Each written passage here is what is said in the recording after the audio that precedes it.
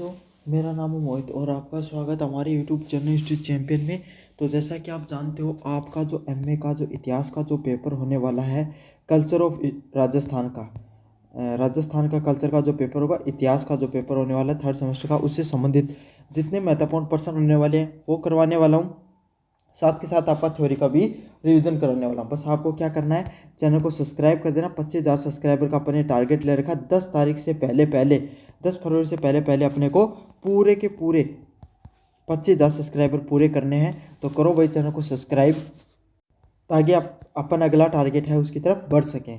साथ के साथ आपके सामने जो कोने में जो व्यू प्रोडक्ट वाला ऑप्शन दिखाई दे रहा है, कौन सा व्यू प्रोडक्ट वाला ऑप्शन दिखाई दे रहा है, इस पर क्लिक करके अगर फ्लिपकार्ट और मित्रा से कोई प्रोडक्ट खरीदोगे, सबसे ज़्यादा डिस्काउंट आपको देखने को मिलने वाला है।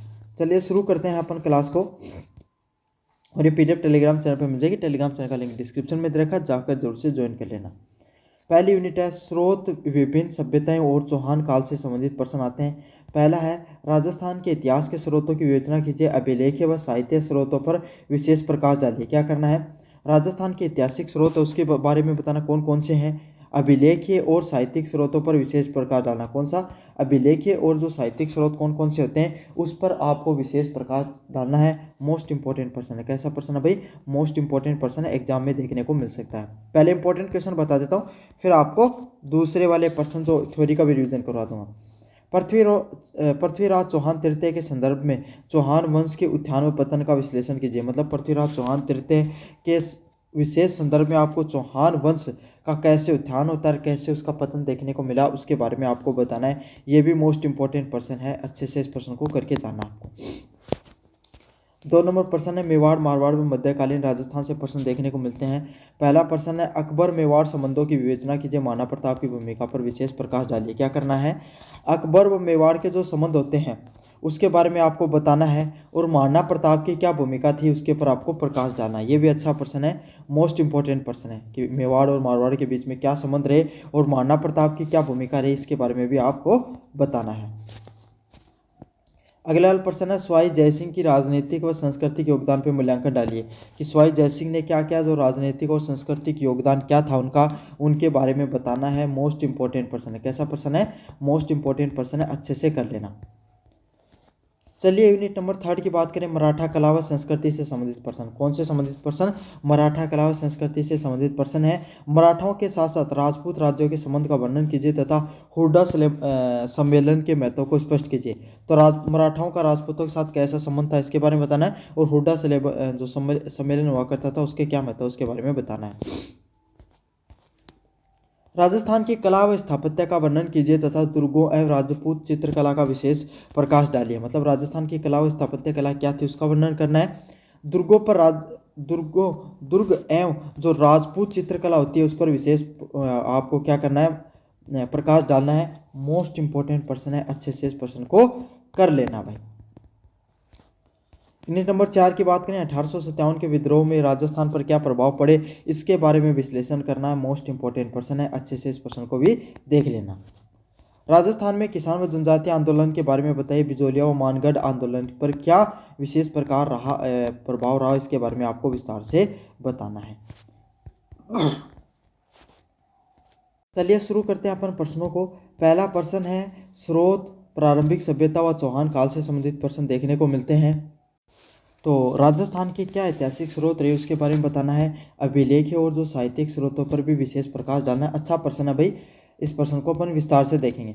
राजस्थान का इतिहास अत्यंत गौरवशाली है और इसको जानने के लिए हमारे पास प्रचुर मात्रा में साक्ष्य उपलब्ध है। इन स्रोतों को मुख्य 2 भागों में बांटा जा सकता है। मतलब राजस्थान के अगर इतिहास की बात करें तो आपको पता भाई, अपना राजस्थान का एक कहते हैं रणकुंभरों की भूमि कहा जाता है, वीरों की भूमि के नाम से जाना जाता है। तो हमारा इतिहास सबसे ज़्यादा महत्वपूर्ण पूरे भारत के इतिहास में, अगर सबसे वीरों से सबसे अच्छा, और अगर अपन बात करें जो जिन्होंने सबसे ज़्यादा युद्ध लड़े, अगर किसी का साहित्य रहा है, किसी का इतिहास रहा है, तो वो राजस्थान का रहा है। क्यों, राजस्थान की अगर अपन बात करें, राजस्थान एक ऐसी जगह पर पड़ता है जहाँ से आपके सामने अरब की तरफ जाने का भी रास्ता निकलता था और दक्षिण भारत में भी जाने का रास्ता निकलता था। तो जो भी दिल्ली सल्तनत पर राज करता था उसको राजस्थान के जितने भी राज्य हुआ करते थे, राजस्थान के राज्य से गुजरना पड़ता था और यहाँ के शासक हुआ करते थे भाई, वो उन्होंने उन जो दिल्ली के शासकों से हमेशा लोहा लेने का काम किया, इसीलिए राजस्थान को वीरों की भूमि के नाम से जाना जाता है। राजस्थान को जानने के हमारे पास अनेक स्रोत हैं, उसमें से एक स्रोत है अभिलेख स्रोत, इनक्रिप्शन। अभिलेख इतिहास का सबसे विश्वसनीय और प्रमाणिक स्रोत माना जाता है, क्योंकि इसमें समकालीन घटनाओं का वर्णन होता है। क्या होते हैं, जितने भी जो अभिलेख होते हैं, क्या होते हैं, जितने भी जो अभिलेख होते हैं वो इतिहास के सबसे विश्वसनीय और प्रमाणिक स्रोत माने जाते हैं। क्यों? अभिलेख का अर्थ क्या होता है, कोई भी मूर्ति हो गई, उस पर क्या कर दिया भाई, आपके सामने सारी इतिहास की घटनाएं उसका वर्णन कर दिया, है ना।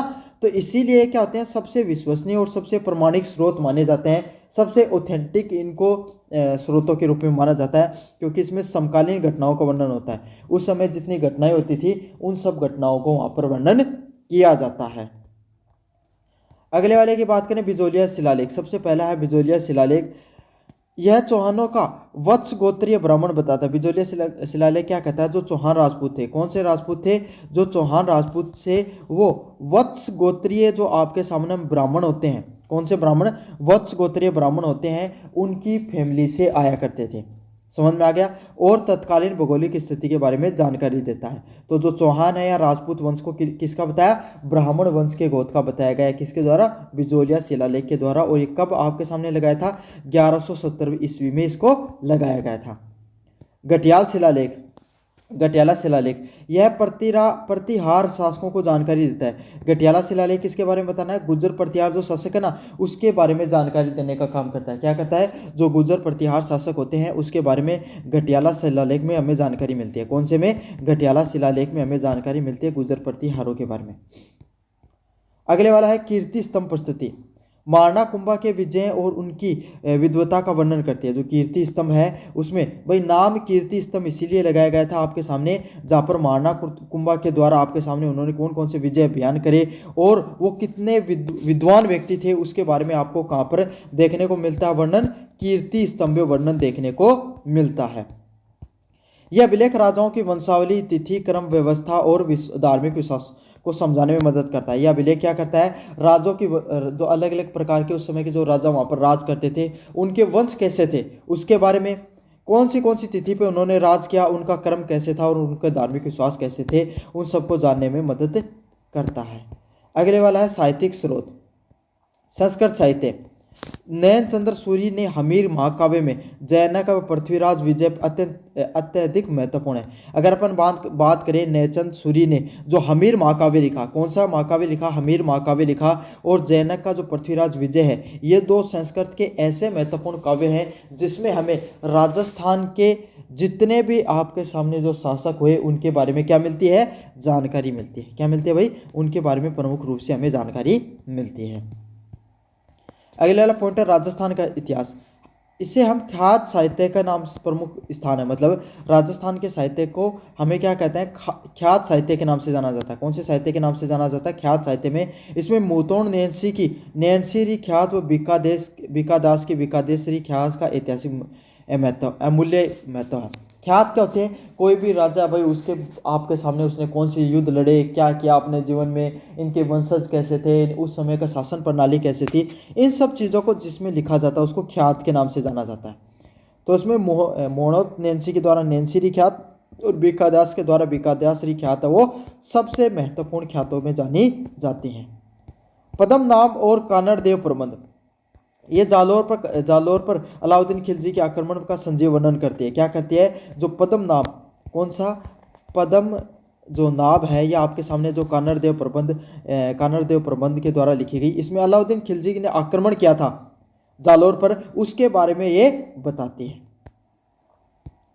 विदेशी वर्णन की बात करें तो कर्नल जेम्स टॉन्ट के द्वारा जो किताब लिखी गई animal and the antiquities of Rajasthan, Rajasthani इतिहास का आधार स्तंभ माना जाता है। तो कर्नल जेम्स टॉन्ट है वो अंग्रेजों के आपके सामने क्या हुआ करते थे भाई, इतिहासकार हुआ करते थे अंग्रेजी काल के। उस समय वो क्या करते थे भाई, वहाँ पर वो वहाँ पर गए, राजस्थान के अलग अलग जगह सभ्यताओं के बारे में उन्होंने देखा, समझा और वर्णन करने का काम किया गया। किसके द्वारा, कर्नल जेम्स टॉन्ट के द्वारा। चलिए प्रश्न नंबर 2 की बात करते हैं। पृथ्वीराज चौहान तृतीय के विशेष संदर्भ में चौहान वंश के उत्थान और पतन का विशेष वर्णन कीजिए। चौहान वंश चाहमांस का जो चौहान वंश है उसका उदय सपाद लक्ष्य सांबर क्षेत्र में हुआ। मतलब जो चौहान वंश है, जैसे चाहमान वंश के नाम से भी जाना जाता है। कौन सा वंश? चाहमान वंश के नाम से भी जाना जाता है। इसका उदय कहाँ पर? जो सांबर झील वाला क्षेत्र है। कौन सा? सांबर झील वाला क्षेत्र है, वहाँ पर इसका क्या होता है? उदय देखने को मिलता है। अजय राज और अणोराज जैसे शासकों ने इसे विस्तार दिया, और इसके विस्तार में किसका योगदान है? अजय राज और अणो जो राजा हैं उनका बहुत बड़ा योगदान है। कौन से राजाओं का? अजय राज का और अणोराज जैसे शासकों का बहुत बड़ा योगदान है। लेकिन पृथ्वीराज चौहान तृतीय 1177 से 1192 ईस्वी तक के इस काल के सबसे चरणों उत्कर्ष पर पहुंचा दिया। लेकिन अगर आपके सामने बात करें चौहान वंश या चाहमान वंश की, तो इसको सबसे ऊंचाई पर पहुंचाने का काम किसके द्वारा किया गया था? पृथ्वीराज चौहान तृतीय के द्वारा। किसके द्वारा? पृथ्वीराज चौहान तृतीय के द्वारा किया गया था, जिन्होंने 1177 से लेकर 1192 ईस्वी तक क्या किया था? इस वंश को, चाहमान वंश को अपनी सर्वोच्च काल पर पहुंचाने का काम किया था। क्या किया था? सर्वोच्च काल पर पहुंचाने का काम किया गया था पृथ्वीराज चौहान तृतीय के द्वारा। उत्थान की उपलब्धियां। पृथ्वीराज ने अल्प आयु में ही सत्ता संभाल ली थी और अपनी दिग्विजय नीति अपनाई थी। जो पृथ्वीराज चौहान है, कौन पृथ्वीराज चौहान है? उन्होंने छोटी आयु में ही क्या कर ली थी? जो सत्ता है उसको संभाल लिया था और अपनी दिग्विजय की जो नीति है उसको अपनाया, और भंडारकों का दमन किया। जो उस समय भंडारक जो शासक हुआ करते थे उनका दमन किया। मुहाबा के युद्ध में चंदेलों को हराया। तो जो पृथ्वीराज चौहान छोटी उम्र में इन्होंने क्या किया? शासक को संभाला और अपनी जो साम्राज्यवाद की नीति है उसको आगे बढ़ाने का काम किया। इसमें उन्होंने भंडारकों का दमन करने का काम किया, मुहाबा में युद्धों में चंदेलों को हराया, और कन्नौज का जो शासक हुआ था जयचंद को क्या किया? आपके उन्होंने चुनौती देने का काम किया। तो यही आपके सामने उन्होंने अलग अलग प्रकार के युद्ध लड़े, युद्धों में चंदेलों को हराया, कन्नौज के शासक जयचंद को भी चुनौती दी। उनको सबसे बड़ी जो सैन्य उपलब्धि थी वो 1991 ईस्वी में तराइन का प्रथम युद्ध में मोहम्मद गोरी से जीत थी। आपको पता है भाई, पृथ्वीराज चौहान तृतीय ने मोहम्मद गोरी को पहले तराइन के प्रथम युद्ध में हराया था, लेकिन उसके बाद में गोरी के साथ द्वितीय युद्ध में वो हार गए थे। जब युद्ध हुआ था तब उनको पास मौका था कि वो मोहम्मद गोरी को क्या कर देते भाई? निस्ते नाबूद कर देते वहीं पर, लेकिन उन्होंने निहत्ते देकर मोहम्मद गोरी पर वार नहीं किया। यही मौका जब मोहम्मद गोरी के पास आया 1993 में तराइन के द्वितीय युद्ध में, उसने वो मौका नहीं छोड़ा और क्या कर दिया? किसको हरा दिया? पृथ्वीराज चौहान तृतीय को हरा दिया। और कहते हैं काफी बार जयचंद का भी बहुत बड़ा योगदान रहा था आपके सामने पृथ्वीराज चौहान तृतीय को हराने में। तराइन के द्वितीय युद्ध में पराजय। मोहम्मद गोरी ने कूटनीति और संगठित अश्वारोही सेना के साथ पृथ्वीराज चौहान को हरा दिया। मोहम्मद गोरी की क्या भाई आपके सामने जो कूटनीति, उसने बहुत ही सुनियोजित तरीके से प्लानिंग की, कैसे मोहम्मद गोरी पृथ्वीराज चौहान को हरा सकते हैं। और उसकी जो अश्वारोही सेना हुआ करती थी, अश्वारोही सेना क्या हुआ करती थी आपके सामने? जो घोड़ों की जो सेना हुआ करती थी, किसकी? जो घोड़ों की जो सेना हुआ करती थी, उसने क्या कर दिया? उसने पृथ्वीराज चौहान को हराने में बहुत बड़ा योगदान दिया। तो उसकी जो घोड़ों की सेना हुआ करती थी और उसकी जो कूटनीति हुआ करती थी, उससे पृथ्वीराज चौहान है उसको हार का सामना करना पड़ा। अगले वाला पॉइंट है क्षेत्रीय शासकों से शत्रुता। पृथ्वीराज ने दिग्विजय नीति से पड़ोसी राज्य जैसे कन्नौज, गढ़वाल व गुजरात के चालुक्यों से को उनको शत्रु बना लिया, जैसे संकट के समय उन्हें सहायता नहीं मिली। मतलब जो आपके सामने पृथ्वीराज जो तृतीय हैं, इन्होंने क्या किया भाई? अपने साम्राज्यवाद की जो दिग्विजय की नीति हुआ करती थी कि संपूर्ण राज्य पर अपना राज होना चाहिए, इस नीति के तहत उन्होंने उनके जितने भी पड़ोसी राज्य थे, जैसे कन्नौज का राज्य था, कन्नौज में गढ़वाल रहा करते थे, और गुजरात के जो चालुक्य हुआ करते थे, चालुक्य शासक, उन सभी शासकों को क्या कर लिया भाई? अपने दुश्मन बना लिया, शत्रु बना लिया, जिससे संकट के समय क्या उन्हें किसी भी प्रकार की कोई सहायता नहीं मिली। कोई भी राजा मोहम्मद गोरी के साथ उनका जब युद्ध हुआ तो उनका कोई भी साथ देने के लिए नहीं आया, और यही सबसे महत्वपूर्ण कारण बना जिससे पृथ्वीराज तृतीय की युद्ध में हार होती है। गोरी की रणनीतिक श्रेष्ठता। तुर्की सेना अधिक गतिशील थी, जबकि राजपूत सेना पारंपरिक युद्ध पर निर्भर थी। जो अगर अपन बात करें, जो तुर्की सेना थी वो आधुनिक अस्त्र शस्त्रों के साथ लड़ाई लड़ने में माहिर थी, उनके पास नई कूटनीतियां थी क्योंकि उन्होंने अधिक शक्तिशाली युद्ध लड़े थे। वही राजपूत सेना थी वो अपने वही प्राचीन पद्धतियों पर क्या कर रही थी? लगातार युद्ध कर रही थी, जिससे क्या है वो आपके सामने मोहम्मद गोरी की जो सेना वो उस पर भारी पड़ती है। पृथ्वीराज की मृत्यु के साथ अजमेर व दिल्ली की सत्ता तुर्की के हाथों में चली गई और तभी से आपके सामने क्या हो गया, दिल्ली सल्तनत पर मुस्लिम आक्रांताओं का क्या होता है, अधिकार देखने को मिलता है। और अजमेर व दिल्ली भी आपके सामने तुर्कों के हाथों में चली गई, जिससे चौहानों का प्रभुत्व भी धीरे धीरे खत्म होना शुरू हो गया। चलिए यूनिट नंबर 2 की बात करें, मेवाड़ मारवाड़ व मध्यकालीन राजस्थान की। मेवाड़ मारवाड़ के और मध्यकालीन राजस्थान के जो प्रश्न इनको देखेंगे। पहला प्रश्न है अकबर मेवाड़ संबंधों की विवेचना कीजिए। मतलब अकबर के बीच में और मेवाड़ के बीच में क्या संबंध है उसके बारे में बताइए। महाराणा प्रताप की क्या भूमिका थी, इस पर भी प्रकाश डालना है। तो महाराणा प्रताप ने क्या भूमिका निभाई आपके सामने अकबर और मेवाड़ के संबंध में, उसके बारे में अपन को चर्चा करनी है। पहला प्रश्न है, मुगल सम्राट अकबर और मेवाड़ के बीच में संबंध सदैव संघर्षपूर्ण रहे। मतलब जो मेवाड़ का राज्य था ना, उदयपुर या आपके सामने चित्तौड़गढ़ वाला जो राज्य हुआ करता था, यहाँ पर हमेशा क्या है, अकबर और बाकी पूरे राजस्थान के राजाओं के साथ उन्होंने नागौर दरबार लगाकर सभी को अपनी अधीनता स्वीकार करवा ली थी। लेकिन मेवाड़ के शासकों ने कभी भी, वहाँ पर महाराणा प्रताप हुआ करते थे उस समय, उन्होंने कभी भी अकबर की अधीनता को स्वीकार नहीं किया, क्योंकि मेवाड़ कभी भी मुगलों की अधीनता स्वीकार नहीं की। मतलब मेवाड़ ने आपके सामने कभी भी मुगलों की अधीनता स्वीकार नहीं की, और खास करके अकबर के समय तो नहीं की। 1568 में चित्तौड़ के पतन के बाद संघर्ष का नेतृत्व महाराणा प्रताप ने किया। 1568 में आपके सामने चित्तौड़गढ़ का जो पतन होता है, हार देखने को मिलती है। उसके बाद में महाराणा प्रताप ने 1772 से लेकर 1572 से लेकर 1597 ईस्वी तक क्या किया, शासन को संभालने का काम किया। महाराणा प्रताप ने क्या किया भाई, आपके सामने महाराणा प्रताप ने आपके सामने 1572 से लेकर 1597 तक क्या की, सत्ता को संभाला। समझ में आ गया, सत्ता को संभाला। उनके उस समय का जो संघर्ष हुआ करता था, उस संघर्ष को संभालने का काम किया और चित्तौड़गढ़ को या मेवाड़ को मजबूत करने का काम किया। संघर्ष और कूटनीति, अकबर ने प्रताप को समझाने के लिए 4 दूत मंडल भेजे। मतलब अकबर ने क्या किया, महाराणा प्रताप को समझाने के लिए, ताकि वो महाराणा प्रताप वो अकबर की अधीनता स्वीकार कर ले, इसके लिए उन्होंने 4 आपके सामने क्या किया, दूतों को भेजा। जलाल खां, मान सिंह, भगवाना दास और टोडरमल, ये कुछ आपके सामने 4 प्रमुख व्यक्ति थे, जिन्होंने क्या किया भाई, आपके सामने महाराणा प्रताप को समझाने के लिए वो आए।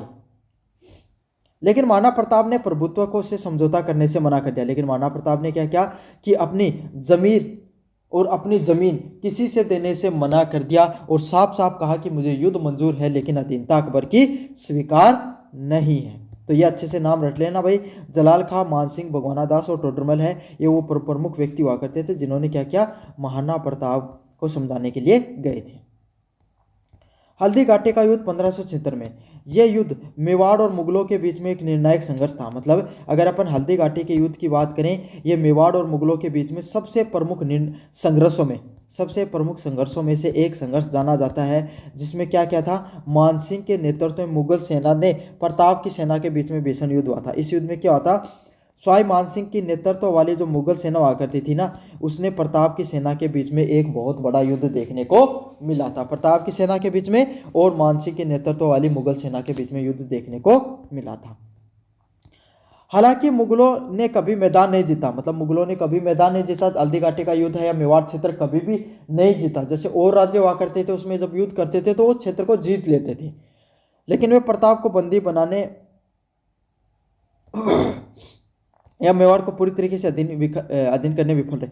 कुछ क्षेत्र तो वो जीत गए, लेकिन पूरे तरीके से आपको क्षेत्र जीतने पर वो क्या रहे, नहीं सफल हो पाए। और ना ही सिर्फ आप महाराणा प्रताप को वो बंदी बना पाए, और मेवाड़ उनके कभी पूरी तरीके से बंधन में आया भी नहीं, पूरी तरीके से मेवाड़ को पूरी तरीके से कब्जा भी नहीं कर पाए। महाराणा प्रताप की भूमिका, प्रताप ने पहाड़ियों में छुपकर छापामार युद्ध नीति, गोरिल्ला युद्ध नीति को अपनाया। क्या क्या महाराणा प्रताप ने क्या क्या भाई, जो छापामार युद्ध नीति को अपनाया। महाराणा प्रताप के द्वारा कौन सी नीति को अपनाया, जो छापामार युद्ध पद्धति हुआ करती थी, गोरिल्ला वारफेयर, उसको अपनाने का उनके द्वारा काम किया गया। 1882 के दिवेर के युद्ध में मुगलों को हराकर उन्होंने अपनी शक्ति को पुनः संगठित किया। फिर 1882 में दिवेर का युद्ध होता है। कौन सा, 1882 ईस्वी में दिवेर का युद्ध होता है। उसमें वो क्या कर देते हैं, मुगलों को फिर से हरा देते हैं। समझ में आ गया, 1576 में आपके सामने उनको हार मिलती है हल्दी घाटी के युद्ध में, लेकिन 1882 में आपके सामने क्या करते हैं, वो दिवेर के युद्ध में मुगलों को हराकर अपनी फिर से शक्ति को स्थापित करते हैं। महाराणा प्रताप ने केवल एक योद्धा के रूप में बल्कि एक स्वतंत्रता के प्रतीक के रूप में भी हम जानते हैं। भाई एक सिर्फ योद्धा ही नहीं थे बल्कि एक स्वतंत्रता के प्रतीक के रूप में भी उनको जाना जाता है। वे विदेशी गुलामी नहीं, उनके संघर्ष को आने वाली पीढ़ियों के लिए राष्ट्रवाद की अलग जगह। उनको हमें सिर्फ उनके आने वाली संघर्ष है उसको आने वाली पीढ़ियों को समझाया कि अपनी ज़मीन के लिए हमारे योद्धाओं ने कैसे अपने जान को न्यौछावर कर दिया था। अगले वाला है सवाई जयसिंह की राजनीतिक व सांस्कृतिक योगदान के बारे में बताइए। आमेर जयपुर के शासक सवाई जयसिंह 1699 से लेकर 1773 ईस्वी के राजस्थान के इतिहास के एक सबसे कुशल राजनीतिक, महान कूटनीतिक व अद्वितीय विद्वान के रूप में जाना जाता है। किसको? सवाई जयसिंह। उनका जन्म 1699 ईस्वी से लेकर 1773 ईस्वी के बीच में देखने को मिलता है और राजस्थान के इतिहास के सबसे कुशल राजनीतिक मतलब सबसे महत्वपूर्ण राजनीतिक के रूप में, कूटनीतिक के रूप में और अद्वितीय विद्वान के रूप में जाना जाता है। कैसे विद्वान के रूप में? अद्वितीय विद्वान के रूप में उनको जाना जाता है। बहुत ही समझदार, कूटनीतिक और महान राजनीतिक के रूप में वो थे। राजनीतिक उपलब्धियां। उन्होंने मुगल की गिरती हुई शक्ति के दौरान चतुराई से अपनी स्थिति को मजबूत किया। राजनीतिक उपलब्धियां यही थी कि जो मुगल हैं उनकी जो शक्तियां हैं वो लगातार गिर रही थी, उसको चतुराई से क्या किया उन्होंने मजबूत करने का काम किया कि जैसे जैसे मुगलों की आपके सामने जो शक्तियां गिरती रही उनको धीरे धीरे उन्होंने मजबूत करने का काम किया, खुद को अपना जो राज्य है उसको मजबूत किया। औरंगजेब से लेकर मोहम्मद शाह तक कई मुगल बादशाहों के साथ उन्होंने कार्य किया। उन्होंने देवबारी समझौते के तहत मेवाड़ और मारवाड़ के साथ गठबंधन किया। मतलब इन्होंने क्या किया, औरंगजेब और मोहम्मद शाह जैसे आपके सामने जो शासक हुआ करते थे उनके साथ आपके सामने सवाई जयसिंह के द्वारा काम किया गया और मेवाड़ और मारवाड़ का जो राज्य है उसके साथ इन्होंने क्या किया, गठबंधन करवाया। किसका? मुगलों का। जयसिंह ने 7 मुगल सम्राटों का कार्यकाल देखा और मालवा की सूबेदारी भी समझा ली। जयसिंह ने 7 जो मुगल सम्राट हुआ करते हैं उनके कार्यकाल में कार्य करने का काम किया और मालवा का जो क्षेत्र हुआ करता था वहाँ की सूबेदारी भी संभाली।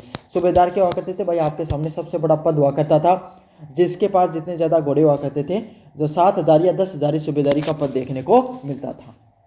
10,000 सूबेदारी थी भाई आपके सामने सवाई जयसिंह के पास। संस्कृति का वैज्ञानिक योगदान। सवाई जयसिंह की पहचान निर्माण कार्य व खगोलीय ज्ञान के लिए अधिक देखने को मिलती है। उनकी कूटनीति नहीं, उनकी बहादुरी साहस के लिए वो नहीं जाने जाते हैं बल्कि उनको वैज्ञानिक के रूप में भी जाना जाता है। उन्होंने खगोल विज्ञान में जो योगदान दिया है उसका भी बहुत बड़ा योगदान है। उनके द्वारा जयपुर की स्थापना की गई थी कब? 1727 ईस्वी में। उन्होंने क्या किया था? जयपुर की स्थापना की 1727 में। उन्होंने वास्तुशिल्प विद्याधर भट्टाचार्य की सहायता से जयपुर में नियोजित शहर को रूप में बसाया। मतलब उन्होंने क्या किया, वास्तुशिल्पी विद्याचार्य भट्टाचार्य की सहायता से उन्होंने क्या किया, जयपुर शहर है उसको बसाने का काम किया और ग्रिड प्लानिंग के तहत उनको बसाया। जंतर मंतर की वेधशालाएं। उन्होंने खगोल शास्त्र को बढ़ावा देने के लिए दिल्ली, जयपुर, उज्जैन व मथुरा और वाराणसी जैसी 5 वेधशालाओं का बनाए। उनके द्वारा क्या किया गया भाई आपके सामने, खगोल विज्ञान को बढ़ावा देने के लिए दिल्ली, जयपुर, उज्जैन, मथुरा और वाराणसी जैसी जगहों पर 5 आपके सामने वेधशालाएं क्या होती हैं, जहां से आप खगोल विज्ञान को जान सकते हो। खगोल विज्ञान से संबंधित जो खगोल वैज्ञानिक घटनाएं होती हैं उनके बारे में आप जान सकते हो। इस प्रकार की चीज़ें उनके द्वारा लगाई गई। जयपुर के सम्राट यंत्र विश्व की सबसे बड़ी सौर घड़ी है और जो सम्राट यंत्र नामक आपके सामने एक सौर घड़ी का भी निर्माण कराया जो कैसे चलती है, सौर ऊर्जा के माध्यम से चलती है। साहित्य और धर्म। उन्होंने जीज मोहम्मद शाही नामक एक सारणी बनाई जिसमें जयसिंह कार्की के नाम से जाना जाता है, जिसमें अश्वमेघ यज्ञ का आयोजन कर हिंदू परंपराओं को पुनर्जीवित किया। उन्होंने क्या किया, अश्वमेघ यज्ञ करवाया जिससे जो हिंदू सभ्यता हुआ करती थी उसके बारे में फिर से जीवित करने का काम किया। तो बच्चों ये था आपका कल्चर ऑफ राजस्थान का पेपर। कैसा लगा वीडियो जरूर से बताना, चैनल को जरूर से सब्सक्राइब कर देना। धन्यवाद।